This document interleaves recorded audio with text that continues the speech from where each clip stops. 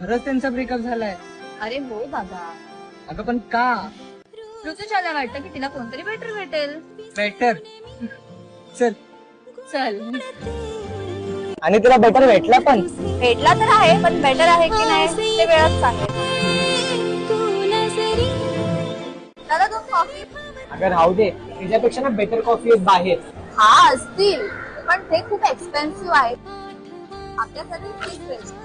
अगं पण आपण बाहेर तरी ट्राय करूयात. आपण बेटरच्या चक्करमध्ये आपण ते सोडायचं जे आपल्यासाठी बेस्ट आहे. एक्झॅक्टली, हेच तर होत आलंय. बेटरच्या चक्कर मध्ये ना लोक नेहमी बेस्टला सोडून देतात.